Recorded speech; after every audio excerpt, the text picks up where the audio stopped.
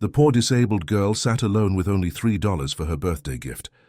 But when the young CEO from the nearby table approached her, neither could imagine how this encounter would change both their lives forever. Fluorescent lights hummed softly above the near-empty diner. As 7-year-old, Maya Johnson carefully counted the crumpled bills in her small hands. $3. That's all she had saved from weeks of collecting loose change found between couch cushions and picking up pennies from sidewalks. Today was her birthday, and she had promised herself something special. Just me and my birthday money, she whispered to herself, positioning her wheelchair at the corner table she'd specifically requested. The red vinyl booth seemed too big for her tiny frame, but Maya had learned to make herself comfortable in spaces that weren't designed for someone like her. The accident had happened 2 years ago. A drunk driver had changed everything in an instant, leaving Maya paralyzed from the waist down, and her mother working 3 jobs just to keep up with medical bills. Birthdays had become quieter affairs since then, but Maya refused to let that dim her spirit. She opened the worn menu with careful precision, her dark eyes scanning the prices. The chocolate chip pancakes cost $4.50, too much. The fruit cup was $3.25, still too expensive. Her heart sank slightly until she spotted it. A small vanilla cupcake with a single candle for exactly $2.99. Perfect, she said with a smile that could light up the entire diner.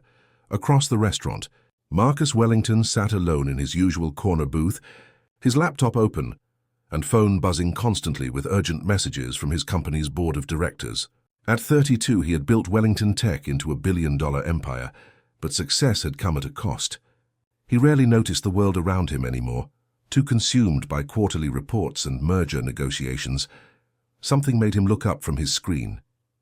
Maybe it was the soft humming coming from across the room, or perhaps it was the genuine joy radiating from the small figure in the wheelchair. Whatever it was, Marcus found himself watching as Maya carefully arranged her $3 on the table, smoothing out each bill with the reverence of someone handling a precious treasure. The waitress, an older woman named Betty, who had worked at the diner for 15 years, approached Maya's table with a gentle smile. "What can I get you today, sweetheart?" "It's my birthday," Maya announced proudly, her voice carrying across the quiet restaurant. "I'd like the vanilla cupcake with a candle, please." "I have exact change." Betty's expression softened. She had noticed Maya before, the little girl who came in occasionally with her mother, always polite, always grateful for the smallest kindness. "Happy birthday, honey. 1 cupcake coming right up." As Betty walked away, Marcus felt something stir in his chest that he hadn't experienced in years. When was the last time he had felt genuine excitement about anything? When had he last celebrated something as simple as making it through another year of life? His penthouse apartment was filled with expensive art and designer furniture, but it had never felt as warm as this shabby diner did right now. Maya began humming again, a soft melody that seemed to fill the empty spaces between the clattering of dishes and the distant traffic outside. She pulled out a small notebook from her backpack and opened it to a page filled with neat columns of numbers and equations. Even on her birthday, mathematics brought her comfort. Numbers made sense when everything else felt chaotic. Marcus's phone buzzed again, but for the first time in months he ignored it. Instead, he found himself studying the little girl who had somehow commanded his attention without saying a word. There was something extraordinary about her presence, something that made the mundane diner feel almost magical. Betty returned with the cupcake, a single birthday candle flickering on top. "Make a wish, sweetheart." Maya closed her eyes tightly, her small hands clasped together. Marcus watched as she made her silent wish, her face scrunched up in concentration. When she opened her eyes and blew out the candle, the soft light disappeared, but somehow the warmth in the room remained. That's when Marcus made a decision that would change both of their lives forever. He closed his laptop, stood up from his booth, and walked across the diner toward the little girl celebrating her birthday alone. "Excuse me," he said gently, stopping beside her table. "I couldn't help but notice it's your birthday." "I'm Marcus, and I was wondering if you might like some company." Maya looked up at him with curious eyes, taking in his expensive suit and confident posture. Most adults either ignored her or spoke to her with that patronizing tone reserved for children they pitied. But something about this man felt different. "I'm Maya," she replied, extending her small hand for a formal handshake. I'm 7 years old today. Marcus shook her hand seriously, as if she were a business partner rather than a child. 7 is a very important age. May I sit down? Maya nodded toward the empty chair across from her. You can sit there, but I only have enough money for one cupcake. That's perfectly fine, Marcus said, settling into the worn vinyl seat. Sometimes the best celebrations are the simplest ones. As he sat down, Marcus noticed the notebook filled with mathematical equations. The writing was precise, far too advanced for any 7-year-old he'd ever met.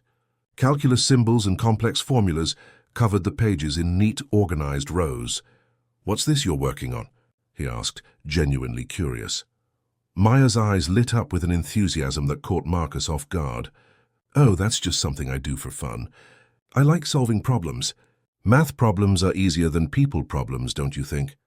Marcus stared at the notebook, his business mind suddenly alert. Those weren't elementary school math problems.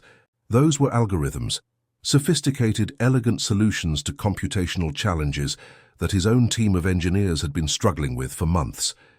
But before he could ask another question, Maya cut into her cupcake and offered him half. Birthday cake always tastes better when you share it. As Marcus accepted the simple gesture, he had no idea that this chance encounter would unlock secrets that would challenge everything he thought he knew about genius, determination, and the true meaning of success. The diner's ancient air conditioning unit wheezed to life, stirring the warm afternoon air as Marcus accepted the offered piece of cupcake. The vanilla frosting was store-bought and overly sweet, but somehow it tasted better than any dessert he'd had at five-star restaurants. "So, Maya," he said, careful to keep his tone conversational rather than condescending, "do you come here often?" "Sometimes when Mom's working late shifts," Maya replied, methodically eating her portion of the cupcake. "She's a nurse at the hospital and also cleans offices at night. She doesn't know I come here alone, though. She'd worry too much." Marcus felt a pang of something he couldn't quite identify. Guilt, perhaps, or shame at how differently their worlds operated. While he stressed about stock prices and board meetings, this 7-year-old was navigating independence, born from necessity. "What about your birthday? Won't she be home to celebrate with you?" Maya's smile faltered for just a moment, before she straightened her shoulders with remarkable resilience. "She's working a double shift today. The hospital needed extra help, and we need the money more than we need a party. Besides," she gestured to the diner around them, "this is perfect. I got to make my own choices about how to celebrate." Marcus found himself both impressed and heartbroken by her maturity. At 7, she was already making peace with circumstances that would devastate most adults. He glanced again at the notebook, where complex equations continued to tease at the edges of his vision. "Maya, I have to ask about these math problems. Where did you learn to do calculations like this?" Her eyes became animated again, the momentary sadness replaced by pure intellectual excitement. "I taught myself mostly. The library has lots of books, and they never ask questions when I check out college textbooks. Mrs. Henderson, the librarian, sometimes helps me find advanced material when I get stuck." "College textbooks?" Marcus leaned forward, his business instincts fully engaged now.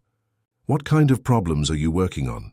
Maya flipped through several pages of her notebook, her small fingers moving with practiced efficiency.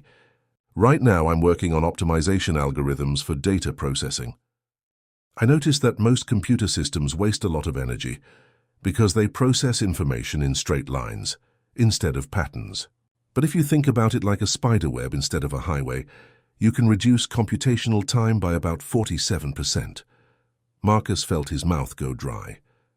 What she was describing was exactly the breakthrough his development team had been pursuing for 18 months. They'd spent millions on research and development, hired the brightest minds from MIT and Stanford, and yet this 7-year-old in a wheelchair had apparently solved it with library books and intuition. "Maya, that's incredible. Have you ever shown this work to anyone else?" She shrugged, suddenly looking more like the child she was. "Who would I show it to? Most adults think kids my age should be worried about dolls and cartoons. Besides, I'm just having fun. It's like doing puzzles, except the puzzles might help people someday." Marcus's phone buzzed insistently in his pocket, but he continued to ignore it. His assistant was probably wondering where he was. He had a conference call with investors in 30 minutes, but something told him this conversation was more important. than any meeting. Can you show me how you solved this particular problem? He asked, pointing to an equation that looked remarkably similar to the data compression challenge his company had been wrestling with. Maya's face brightened with the joy of someone finally interested in her work. She turned the notebook toward him and began explaining her thought process, using analogies that were both childlike and surprisingly sophisticated. See, most people think about data like it's water flowing through pipes, she said, drawing small diagrams to illustrate her point. But data is more like birds flying in formation. They don't all need to follow the exact same path, as long as they end up in the same place. So instead of processing everything sequentially, you can create multiple pathways that converge at specific points. As she spoke, Marcus realized he was witnessing something extraordinary. Maya wasn't just solving complex problems. She was reimagining the fundamental approaches to computational thinking. Her solutions were elegant in their simplicity, revolutionary in their implications. Maya, have you ever heard of Wellington Technologies? She paused mid-explanation, her pencil hovering over the notebook. Something shifted in her expression, a flicker of recognition that seemed far too mature for her 7 years.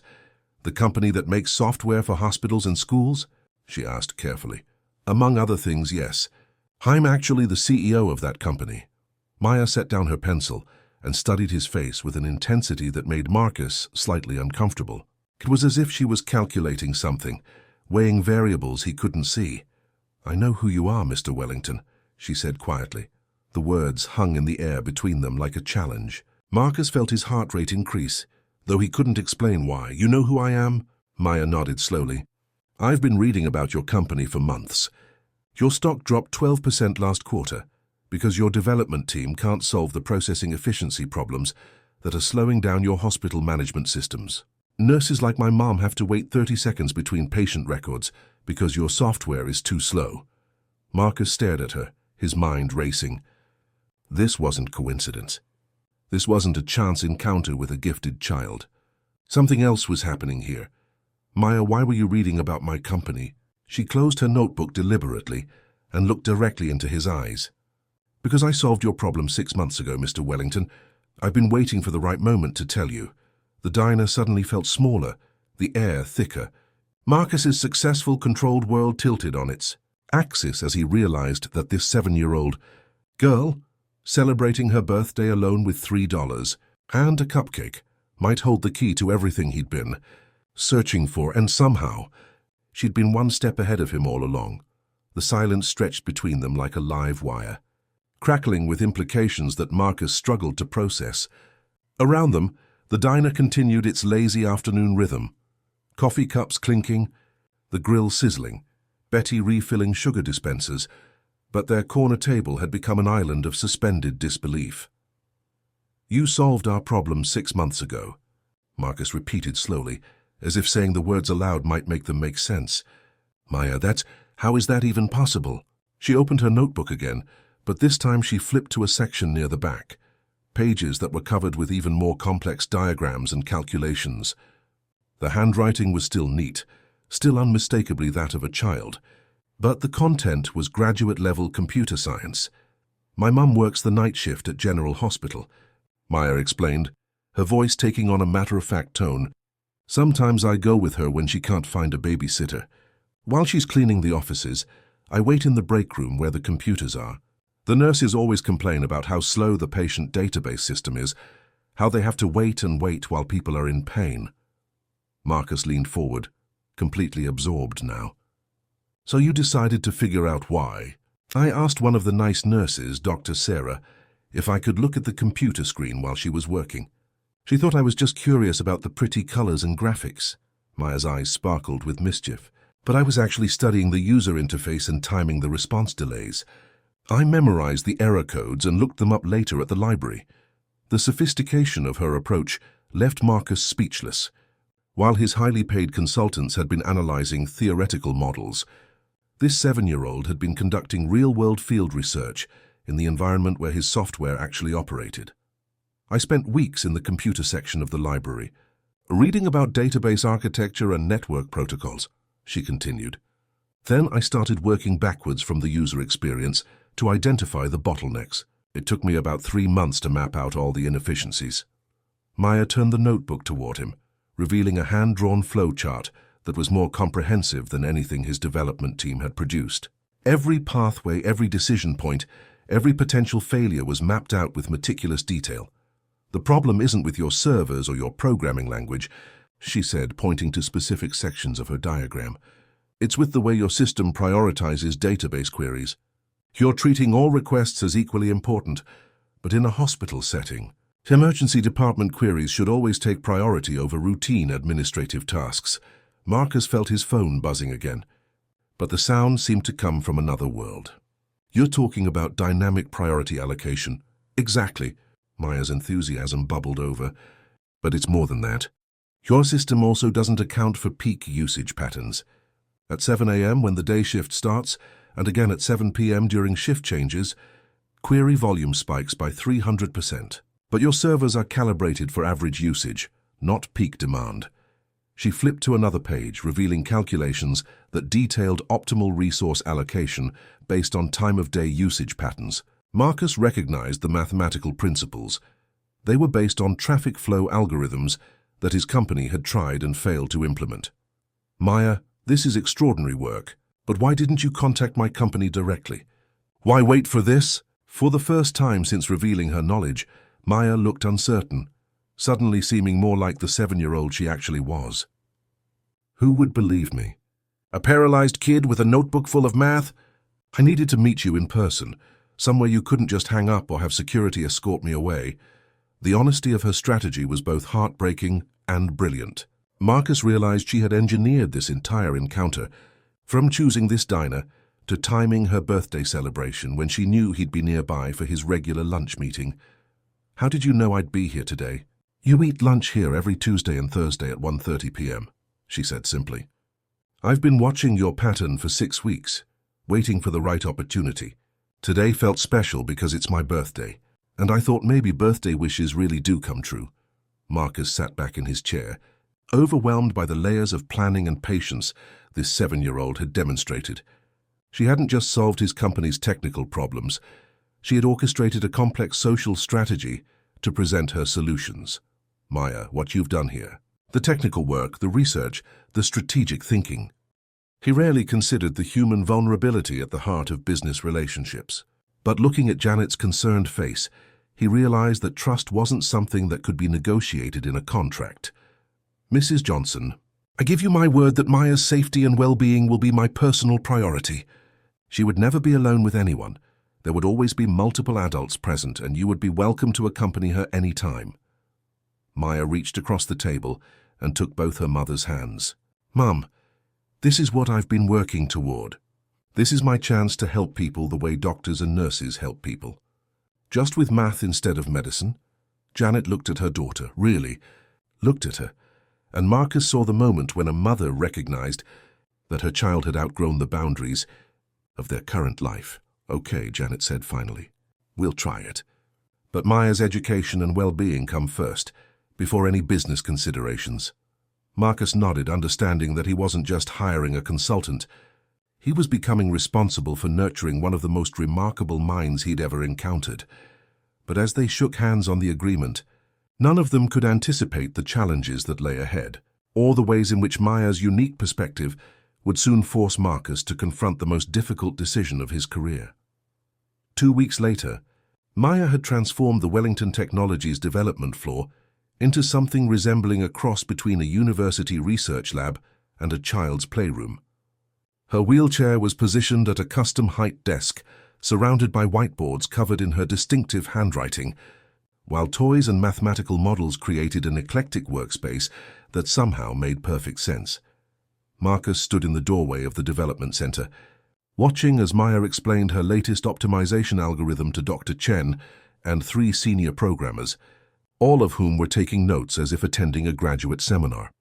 "The key insight," Maya was saying, gesturing to a complex diagram she'd drawn in colored markers, "is that hospital data doesn't behave like normal business data. Medical information has emotional urgency attached to it. A query about someone's grandmother's heart condition carries different weight than a query about inventory supplies." Dr. Chen nodded thoughtfully. So you're suggesting we build emotional priority weighting into the database architecture? Exactly, but we can measure emotional urgency through behavioral patterns. When a nurse runs the same query 3 times in 5 minutes, that's different from routine daily reports. The system should learn to recognize panic patterns and respond accordingly. Marcus found himself smiling, despite the growing knot of anxiety in his stomach. In just 2 weeks, Maya had revolutionized not only their software architecture, but their entire company culture. Productivity was up, morale had improved dramatically, and several competing firms had already started trying to poach his suddenly innovative development team. But success brought its own complications. His phone buzzed with yet another urgent message from his board of directors. The story of the 7-year-old genius had leaked to the technology press, and Wellington Technologies' stock price had jumped 28% in a single week. Everyone wanted to know more about their secret weapon, and the attention was becoming overwhelming. "Marcus," called Jennifer from across the room. "We need to talk." He joined her near Maya's workstation, where she was reviewing printouts of the latest performance metrics. "The implementations are exceeding every projection," Jennifer said quietly. "Maya's solutions have improved system efficiency by over 60% across our entire hospital network. We're saving clients millions of dollars, and our competitive advantage is becoming insurmountable. That's good news, isn't it?" Jennifer's expression was troubled. "It would be, except 3 other major tech companies have reached out to us in the past week. They're not interested in licensing our software. They want to hire Maya." Marcus felt his chest tighten. "She's 7 years old. She can't work for anyone else." "Technically, she's working for us through a consulting contract that expires in 6 months. And Marcus, the offers they're making, one company mentioned 8 figures. The number hung in the air like a challenge." Marcus looked across the room at Maya, who was now showing Dr. Chen how to create visual representations of data flow using building blocks and toy cars. Her laughter mixed with the serious technical discussion in a way that perfectly captured the contradiction of her existence. "There's something else," Jennifer continued. "The Department of Defense called this morning. They're interested in Maya's pattern recognition algorithms for national security applications." Marcus's blood went cold. "Absolutely not. I told them that, but Marcus, we may not have a choice. If Maya's abilities are considered a matter of national interest." Before she could finish, Maya's voice called across the room. "Mr. Wellington, can you come see this?" Marcus walked over to find Maya surrounded by printouts showing the real-world impact of her optimizations on hospital systems across the country. Patient wait times had decreased, medical errors had dropped significantly, and nurse satisfaction scores had improved markedly. "Look," Maya said, pointing to a graph showing emergency room efficiency improvements. "This hospital in Detroit reduced their average patient processing time by 18 minutes. That means they can help 43 more people every day." Her eyes shone with pride and purpose, and Marcus realized that for Maya, this wasn't about money or recognition. It was about using her gifts to make a tangible difference in the world. "Maya, there's something we need to discuss," he said gently. "Other companies have heard about your work, and they're interested in hiring you for their projects." Maya's expression became thoughtful, more serious. "What kind of projects?" Marcus chose his words carefully. "Some involve making software for banks and investment companies. Others want to use your algorithms for advertising and marketing. And some—" He paused, struggling with how to explain military applications to a 7-year-old. "Some want to use your pattern recognition work for government security projects." Maya was quiet for a long moment, her small hands folded in her lap. When she spoke, her voice carried a maturity that consistently surprised him. "Mr. Wellington, when I was in the hospital after my accident, I spent a lot of time watching how things worked. I saw nurses staying late because the computer systems were slow. I saw families waiting and worrying because information took too long to process. That's when I decided I wanted to help fix things that were broken." She gestured to the printouts around her. "This work makes hospitals better. It helps people like my mom do their jobs easier, and it helps sick people get better faster. That's what I want to do with my abilities." Marcus felt something shift in his chest, a clarity that cut through months of corporate strategizing and profit calculations. "What about the money, Maya?" These other companies are offering much more than we can pay. Maya looked up at him with eyes that seemed far older than her 7 years. Mr. Wellington, my mom and I have everything we need now. We have enough money for medical bills, enough for food, and enough for me to keep learning. How much more do we really need? The simplicity of her question exposed the complexity of Marcus's own motivations. When had he stopped asking whether he had enough? When had more become the only acceptable answer? Besides, Maya continued, I like working here. Dr. Chen lets me use the good markers for my diagrams, and everyone listens to my ideas like they matter. That's worth more than money. Marcus looked around the development floor, seeing his company through Maya's eyes for perhaps the first time. This wasn't just a place where they generated profits. It was a place where brilliant minds collaborated to solve problems that mattered. But as he watched Maya return to her work, explaining optimization theory to engineers with decades of experience, Marcus realized that the most difficult decision of his career was still ahead of him. Other companies weren't going to simply accept no for an answer when billions of dollars in competitive advantage were at stake, and in a world where 7-year-old geniuses were seen as resources to be acquired rather than children to be protected. Marcus was about to discover just how far he was willing to go to keep Maya safe. The call came at 6:47 a.m. on a Tuesday morning, jolting Marcus from the first peaceful sleep he'd had in weeks. His phone displayed a number he didn't recognize, but something about the early hour and the persistence of the ring made him answer. Mr. Wellington? The voice was professional, controlled, but carrying an undertone of urgency. This is Agent Sarah Morrison with the FBI. We need to discuss Maya Johnson immediately.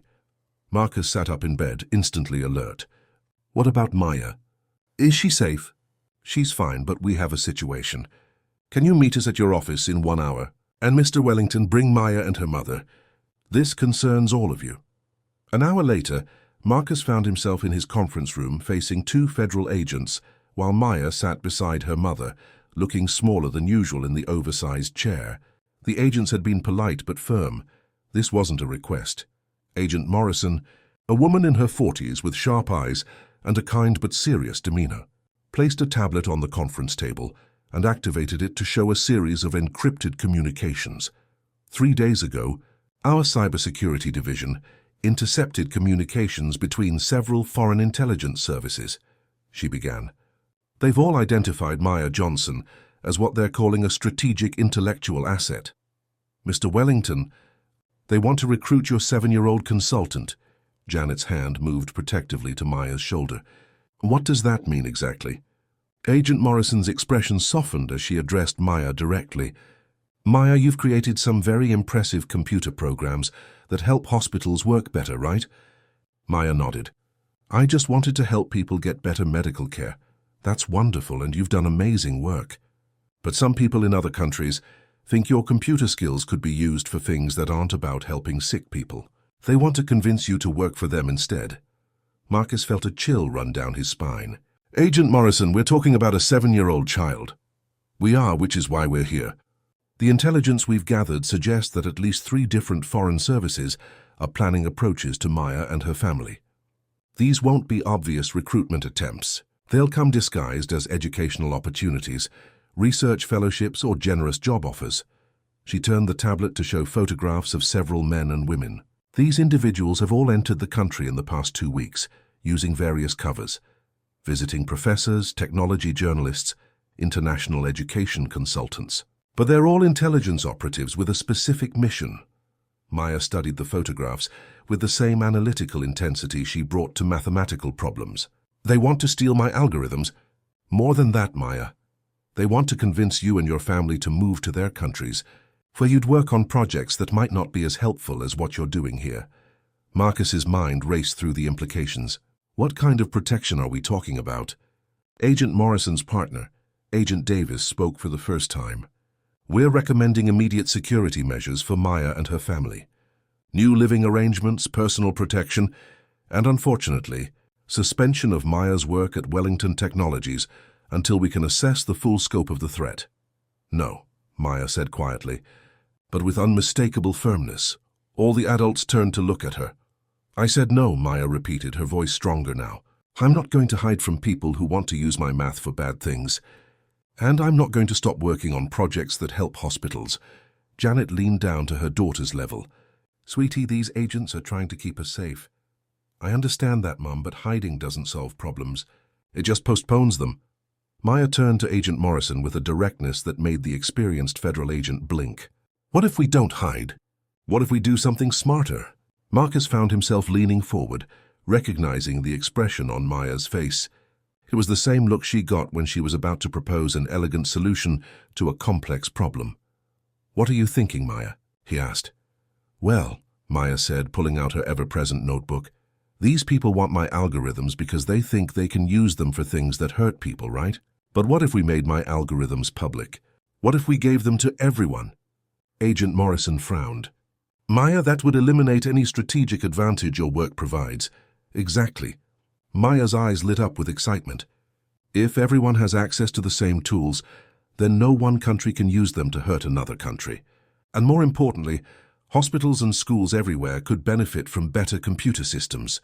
She began drawing on a fresh page of her notebook, creating a diagram that showed information flowing freely between institutions around the world. Think about it, she continued. Instead of my work being something people fight over, it becomes something that helps everyone. Hospitals in every country could run more efficiently. Schools could have better learning software. And if everyone benefits equally, no one has a reason to try to steal me away from my family. Marcus stared at Maya's diagram, recognizing the profound wisdom in her approach. She was proposing to solve a geopolitical crisis through open-source collaboration. Maya, Agent Morrison said carefully, that's a very generous idea, but the economic value of your work is only valuable if it's rare, Maya finished. But the human value of my work increases when more people can use it. Mr. Wellington, how much money has your company made from my algorithms so far? Marcus did a quick mental calculation. About $40 million in new contracts and efficiency savings. And how many patients have been helped by faster hospital systems? Marcus consulted his tablet, pulling up the latest implementation reports.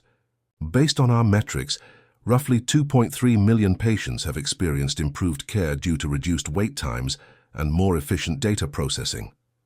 Maya smiled. Which number makes you feel better, Mr. Wellington? The money or the patients? The question hung in the air like a challenge to Marcus's fundamental beliefs about business and success. He looked at Maya, this 7-year-old girl who had revolutionized his company, attracted the attention of foreign governments, and was now proposing to give away the source of her power to protect her family and help the world. The patients, he said, and realized as he spoke that it was the first completely honest answer he'd given in a business context in years. Maya nodded approvingly. Then let's help more patients. Let's make all my algorithms open source and free for any hospital, school, or organization that wants to use them to help people. Agent Morrison exchanged glances with her partner. Mr. Wellington, this would be an unprecedented decision. Your company would be giving up potentially billions in proprietary advantages. Marcus looked around the room, at the federal agents concerned about national security, at Janet worrying about her daughter's safety, at Maya calmly proposing to reshape the global technology landscape through radical generosity. Agent Morrison, he said finally, what if Maya's right? What if the best way to protect something precious is to share it with everyone? 3 months later, Marcus stood on a stage at the Global Healthcare Technology Summit, watching as Maya's algorithms were implemented in real time across hospital systems in 47 countries. The Maya Protocol, as it had become known, was saving lives and improving healthcare efficiency worldwide. Maya herself was in the audience, sitting between her mother and Dr. Chen, taking notes on the presentation with the same intensity she brought to everything. She was still 7 years old, still brilliant, still determined to use her gifts to help others. But now she was also safe, protected not by hiding her abilities, but by sharing them so generously that no one could claim exclusive ownership of her genius. As Marcus concluded his presentation, he caught Maya's eye in the audience. She gave him a small thumbs up, and he realized that this 7-year-old had taught him the most important lesson of his career. True success isn't measured by what you can keep for yourself, but by what you can give to the world. The birthday wish she'd made over a simple cupcake in a modest diner had come true in ways none of them could have imagined. Sometimes the most powerful solutions come not from complexity, but from the simple wisdom of a child who believes that helping others is the only mathematics that truly matters. The end? It's the kind of talent that companies spend millions trying to find. Does that mean you'll try my solutions? She asked, her voice carrying a note of hope mixed with anxiety. Marcus looked at the notebook, then at Maya's expectant face, then back at the notebook. Every instinct he'd developed as a successful businessman told him that this was impossible. 7-year-olds didn't revolutionize multinational corporations. Chance encounters in diners didn't solve 18 months of expensive development failures, but the evidence was right there in front of him, written in careful pencil in a child's notebook. Solutions that were elegant, practical, and probably exactly what his company needed. Maya, if these solutions work, and I'm not saying they won't, but if they do, it would be worth millions of dollars to my company. It would help hospitals operate more efficiently, which means better care for patients like your mother's. She nodded seriously. That's why I did it. I want to help. Marcus made a decision that went against every corporate protocol he'd ever followed. I want to take your notebook to my development team. Would you trust me with it for a few days? I promise I'll bring it back, and I'll make sure you get full credit for your work. Maya considered this for a moment, then carefully tore out several key pages and handed them to him while keeping the rest of the notebook. You can have these to start with. The rest I keep until I know you're serious. As Marcus accepted the pages, he realized that Maya had just executed a perfect negotiation strategy. She demonstrated the value of her work while maintaining leverage for future discussions. But, as he looked at the little girl who had just outmaneuvered him with the sophistication of a seasoned business executive, one question burned in his mind. If Maya Johnson could accomplish all this at age 7, while facing the challenges of disability and poverty, what could she achieve with the right resources and support? The answer to that question would change both of their lives in ways neither of them could yet imagine. Please like this video and share your thoughts in the comments below. Your engagement helps us bring you more inspiring stories like Maya's incredible journey. 3 days later, Marcus sat in his glass-walled conference room on the 42nd floor of the Wellington Technologies building, staring at the pages Maya had given him, while his entire development team buzzed with an energy he hadn't seen in months. The morning sun streamed through floor-to-ceiling windows, casting long shadows across the polished mahogany table where Maya's handwritten solutions were spread out like ancient treasure maps. Sir, we've run the preliminary tests on the 7-year-old's algorithms, announced Dr. Jennifer Chen, his lead software architect, her voice carrying a mixture of excitement and disbelief. The results are, well, they're unprecedented. Marcus looked up from Maya's neat handwriting, his coffee growing cold as he'd been too absorbed to drink it. Show me. Jennifer activated the large wall display, revealing a series of performance charts that made Marcus's heart race. Her priority allocation system improved database response times by 42% during peak hours. But that's not even the most impressive part. She clicked to the next screen, showing energy consumption data. Her web pattern processing approach reduced server energy usage by 36%, while actually increasing overall system speed. Marcus, if we implement these changes across all our hospital clients, we're talking about saving millions of dollars annually, while improving patient care dramatically. Around the table, his team of PhD-holding engineers nodded in agreement, their faces reflecting the same mixture of admiration and bewilderment that Marcus felt. These were some of the brightest minds in the tech industry, and they were being outpaced by a 7-year-old with a library card.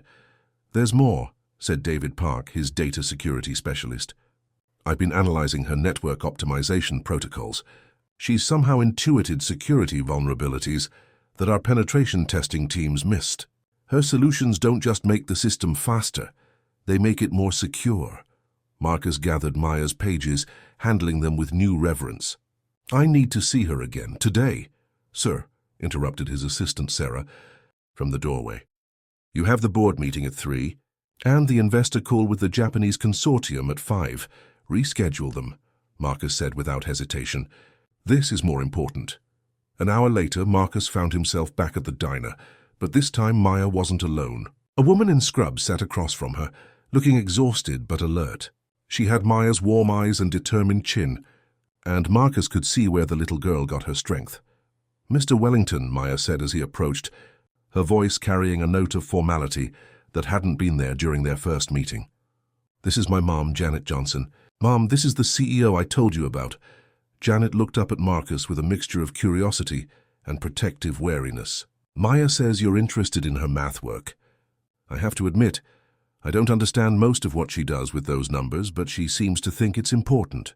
Marcus sat down carefully, sensing the delicate dynamics at play.